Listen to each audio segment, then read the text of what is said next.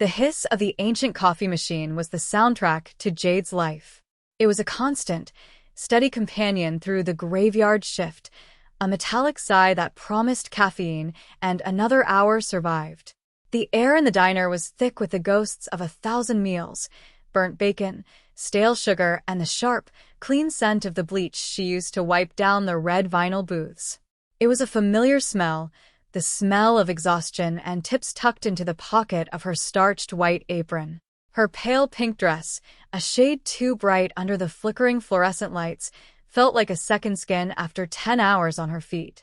She moved with an economy of motion born from years of practice, balancing 3 plates on one arm while pouring coffee with the other. Her body, full and strong, was an instrument of her profession. She knew its width, its balance, the precise way to pivot through the narrow gap between the counter and the jukebox without upsetting a single salt shaker. Tonight was slow, the dregs of the city trickling in for a late-night cure, a couple of tired truckers, a woman in scrubs who looked like she'd just lost a patient, a table of students cramming for finals over greasy fries. It was all perfectly, numbingly normal, until the bell over the door chimed. It wasn't the usual tinny jingle. The sound seemed to be swallowed by the sudden chill that swept through the room. The air grew heavy, thick with a silence that had teeth. 3 men stepped inside. 2 were broad-shouldered and anonymous in dark suits, their eyes scanning the room with a predatory blankness. The man between them was different. He moved as if the world rearranged itself to grant him passage. His suit was a dark charcoal wool, tailored with a precision that was utterly alien to this place of cheap coffee and cracked linoleum. It was a suit that cost more than she made in a year. He didn't look around. He didn't need to. His presence was an occupation, claiming the space as his own. They took the corner booth, the one with the best view of the door. He slid onto the vinyl seat with a fluid grace, his posture erect, his hands resting on the table. That was when she saw it. As his crisp white cuff shifted, a sliver of ink was revealed at his wrist, the intricate, deep blue scales of a dragon, coiling into the shadows beneath the expensive fabric. Jade picked up her notepad, the pen feeling flimsy and useless in her hand. She walked over, her worn-out sneakers silent on the floor. "What can I get for you?" she asked, her voice the same even tone she used for everyone. The 2 guards stared straight ahead, as if she were nothing more than a talking piece of furniture. The man in the center, however, lifted his head. His eyes were dark, a flat, polished obsidian that seemed to absorb the light. They held a stillness that was more unnerving than any overt threat. He had a face of sharp angles and cold beauty, features carved from stone and impatience. "Coffee," he said. His voice was low, a quiet rumble with an accent she couldn't quite place, but it was smooth and sharp, like stones grinding under silk. "Black." She nodded, wrote it down on her pad out of sheer habit, and turned away. The weight of his gaze followed her all the way to the counter. She poured the coffee, her hands steady. She'd dealt with all kinds in this diner, drunks, cops, men whose hands lingered too long when she set down their change. This was different. This wasn't a man having a bad night. This was a man who owned the night, and every bad thing in it. She set the mug down in front of him. The ceramic made a soft clink against the Formica tabletop. He didn't acknowledge her. His phone, a sleek black rectangle, buzzed on the table. He picked it up, his thumb swiping across the screen. Jade watched the muscles in his jaw tighten, a subtle, dangerous clenching. A flicker of something cold and violent passed through his eyes. The bad news, whatever it was, had found him here. He put the phone down and picked up the coffee mug. He raised it to his lips, paused, and then set it back down without drinking. His obsidian eyes lifted to meet hers. "This is filth," he said. The words were quiet, but they cut through the diner's low hum. Jade blinked. "It's a fresh pot." One of his men smirked, a faint, ugly twitch of his lips. The man ignored him, his focus entirely on her. "I said this is filth. Are you deaf?" "Get me another." His voice rose on the last few words, not quite a shout, but a controlled, venomous command that made the students at the nearby table flinch. The air crackled. The entire diner seemed to hold its breath. Jade felt a familiar, hot wire of defiance pull tight in her chest. She was tired. She was underpaid. And she was done being the invisible, silent woman who absorbed the frustrations of angry men. She met his gaze, her own steady and clear. She didn't raise her voice. She didn't have to. "Shout at me again," she said, her voice a low, even promise, "and I'll end you." The silence that followed was absolute. It was heavier, colder than before. The smirk vanished from the guard's face, replaced by disbelief, then rage. He started to rise from his seat, his hand moving inside his jacket. But the man in the suit didn't move a muscle. He simply raised one hand, a quiet, almost lazy gesture that stopped his soldier cold. The fury in his eyes had vanished, replaced by something else. Something she couldn't read. It wasn't anger. It was a sharp, chilling focus. An assessment.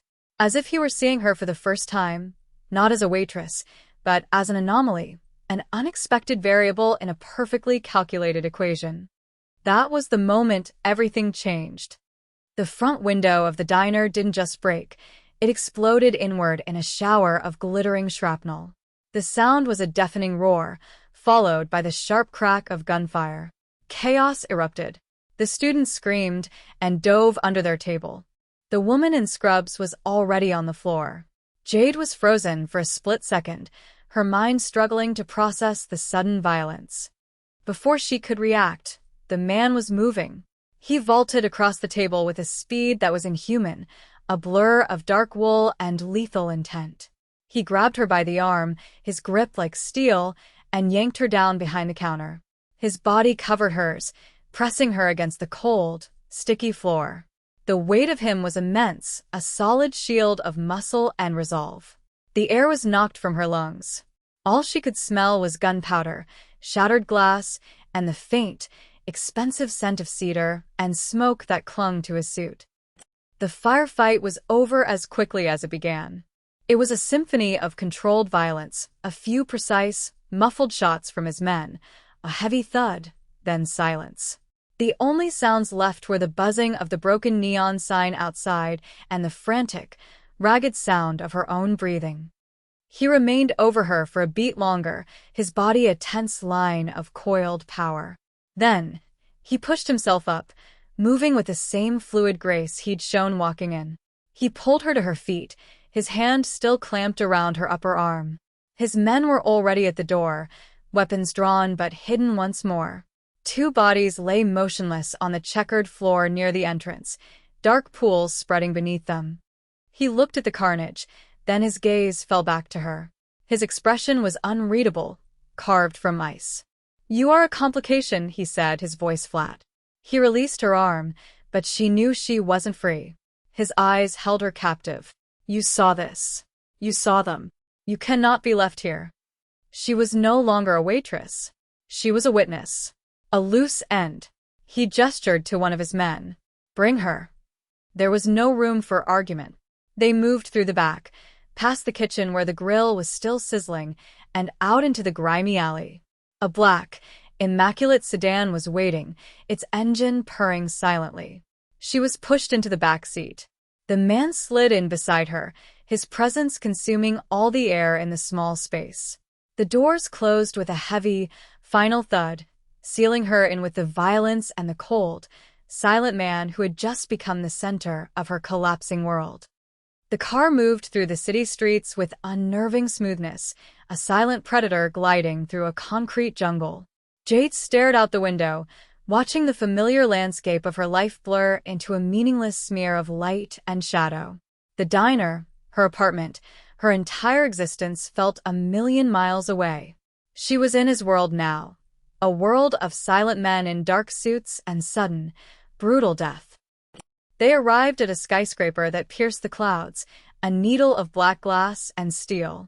A private elevator took them straight to the top. The doors opened into a sprawling penthouse that was less a home and more a monument to minimalist wealth.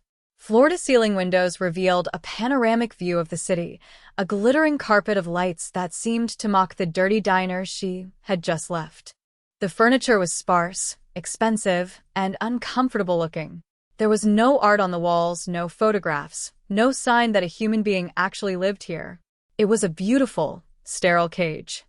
"You will stay here," he said, his voice echoing slightly in the vast, empty space. He stood by the window, his back to her, a dark silhouette against the city. "My man will be posted outside the door. Do not attempt to leave. When I have dealt with this, I will decide what to do with you." He hadn't told her his name. She hadn't asked. For 2 days, she existed in that silent, luxurious prison. A young, stone-faced guard named Rio brought her meals on a tray, never speaking a word. She paced the length of the apartment, the plush carpet silencing her footsteps, making her feel like a ghost. She showered in a bathroom bigger than her entire bedroom, using soap that cost more than her weekly groceries. It was a life of impossible comfort and absolute terror. On the 3rd night, she found him in the main living area, staring out at the city again. A glass of amber liquid sat untouched on a low table beside him. The tension coming off him was a palpable force, a low hum of controlled rage. She had been invisible to him for 48 hours, and she decided she was done with it. "Why were you so angry?" she asked, her voice clear in the quiet room. "At the diner." He didn't turn. "It does not concern you. Your business blew up my job and got me kidnapped," she countered, taking a step closer. "I think that makes it my concern." For a long moment he was silent. She thought he would ignore her, dismiss her as he had before. But then he spoke, his voice low and serrated. "The Ryujin Kai," he said, naming the rival clan as if the words themselves were a curse. "They made a move. A cowardly one. They used a betrayal to get to me." He finally turned to face her, and in the dim light, she saw that the cold mask had slipped. There was something raw in his eyes, a deep, glacial shame. "They took someone. A woman I was responsible for." "Akari," he said the name softly, a ghost on his lips. "She was the sister of my most trusted lieutenant. I gave him my word she would be safe under my protection. The Ryujin Kai, they used her to send a message. A very loud one." He looked away, back at the indifferent city lights. "Sentiment is a fatal flaw in our world. A lesson I learned too late. Her death is a debt I carry." Jade said nothing. There was nothing to say.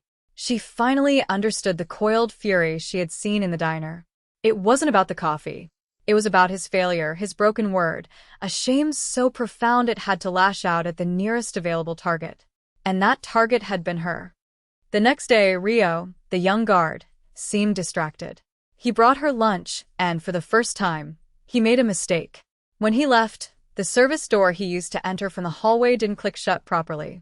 Jade waited, her heart hammering against her ribs, for 10 minutes. Silence. It was her chance. A way out. She slipped through the door into a quiet, carpeted service hallway. At the far end was a red exit sign and next to it, a service elevator. Her hands were shaking as she pressed the button. Freedom was a quiet hum and a set of closing doors away. The elevator arrived, empty. She stepped inside, pressing the button for the lobby, her mind racing. She could disappear. Get on a bus, leave the city, start over. The elevator descended smoothly, a silent drop back to the real world. The doors slid open onto a cavernous, marble-floored lobby, and her blood ran cold. Standing near the main entrance were 2 men. They were trying to look casual, but their stillness was all wrong. And on the neck of the one facing her, just below his ear, was a tattoo of a coiled, snarling dragon. The same design she'd seen on the men who shot up the diner. They were here, hunting. They hadn't seen her. She was tucked away by the service elevators. She could walk away, turn left, find a back exit, and run. It was the smart thing to do. The sane thing to do. Rio would face his boss's wrath, but she would be free. But she thought of the shame in the unnamed man's eyes when he spoke of Akari. She thought of the almost boyish face of Rio, who was upstairs, completely unaware that death was waiting for him in the lobby. Running meant leaving him to die. Running meant letting the Ryujin Kai win. Her choice was made in a single, defiant heartbeat. She reached out a trembling hand and pressed the button for the penthouse. The door slid shut, hiding her from view. She was going back. She was going to warn them. When the elevator doors opened back on the top floor, Rio was standing there, his face pale with panic, his gun drawn. He must have realized his mistake. When he saw her, his expression shifted from fear to utter confusion. "They're in a lobby," she said, her voice breathless as she pushed past him into the apartment. "Two of them." Ryuinki. The boss, Kaido, she'd heard Rio call him once, was there in an instant, moving from the living area with that same silent, lethal speed. His eyes locked onto hers, searching, probing for any hint of a lie. He found none. He looked at Rio, whose face was a mask of shame, then back to her. He stepped so close she could feel the heat radiating from his body. He reached out, and she flinched, expecting a blow, a punishment for her escape attempt. But his hand was surprisingly gentle. He didn't touch her skin. His fingers simply brushed against a stray curl that had fallen across her forehead, tucking it back into place. The gesture was so small, so intimate, it stole the air from her lungs. "You are a fool," he said, his voice a rough whisper. "You should have run." The unspoken words hung in the charged silence between them. "I'm glad you didn't." The penthouse was no longer a sanctuary. It was a trap. Kaido made a single, brief call, his voice a low murmur of Japanese. Within minutes, his men were mobilized. The escape was a blur of controlled urgency. They didn't use the elevators. Rio led them down a series of sterile service stairwells, the rhythmic slap of their shoes on the concrete the only sound. Jade's lungs burned, but she kept pace, adrenaline afire in her veins. They emerged in a subterranean parking garage, the air thick with the smell of gasoline and cold cement. Two black sedans were waiting, engines running. Kaido pushed her toward the back door of the lead car, his hand firm on her back. "Get in." They were halfway to the car when the ambush came. Headlights flared to life at the far end of the garage, pinning them in a harsh, white glare. The squeal of tires was followed by the eruption of automatic gunfire. Bullets sparked off the concrete pillars, whining through the air. Kaido's men returned fire, creating a deafening, chaotic crossfire. Kaido reacted instantly. He threw his body into hers, tackling her to the ground behind a thick concrete support column. The impact was jarring, driving the air from her lungs for the second time in a week. He landed half on top of her, his weight a familiar, terrifying shield. A bullet ricocheted off the pillar just above her head with a sharp ping. She saw the Ryujin Kai soldier then, a man with a grim, determined face, stepping out from behind a van, his weapon leveled directly at them. At her. Kaido moved. It wasn't a decision, it was an instinct. He shifted his body, a fraction of a second of pure, selfless motion, covering her completely. She heard a sharp intake of breath from him, a grunt of pain that was bitten off before it could fully form. He pressed her head down against his chest, his hand tangled in her hair, as his men finally took the shooter down. The firefight ended. An engine roared to life and tires squealed as the remaining attackers fled. In the sudden, ringing silence, Kaido pushed himself off her. He moved stiffly. There was a dark, wet patch spreading rapidly on the sleeve of his expensive jacket, high on his left arm. "It's a graze," he bit out before she could even form a word, his voice tight with pain and fury. His men were already helping one of their own, who was down, bleeding heavily from a leg wound. They scrambled into the cars and sped out of the garage, leaving the chaos behind. The injured man, whose name she didn't know, was groaning in the front seat. He was losing a lot of blood. "We can't go to a hospital," Rio said, his voice strained. "They'll have people watching every emergency room in the city." Kaido was silent, his jaw clenched, his hand pressed against his bleeding arm. They were running out of options. And that's when a memory surfaced in Jade's mind. Dr. Evans. A kind, elderly man who ran a small, underfunded clinic in her old neighborhood. A man who had set her father's broken arm once, no questions asked, and accepted payment in installments. A good man. "I know someone," she said, the words tasting like ash in her mouth. "A doctor. He's quiet. He won't ask questions. Kaido's dark eyes found hers in the rearview mirror. He saw the conflict on her face, the cost of what she was offering. He simply nodded. Make the call. She used Ryo's phone, her voice shaking slightly as she lied to the man who had known her since she was a girl. She told him her cousin had been in a terrible car accident, that they were scared of the police. Dr. Evans, bless his trusting heart, just told her to bring him to the clinic's back door. She had used the trust of a good person to save these violent men. She had crossed a line she could never uncross, tethering her old world to this new, brutal one. The weight of it settled deep in her bones. In a new safe house, a nondescript suburban home this time, the tension was a thick, suffocating blanket. Dr. Evans had come and gone, patching up Kaido's arm and stabilizing the other man. Kaido stood by the window of the darkened living room, a fresh white bandage stark against his dark shirt.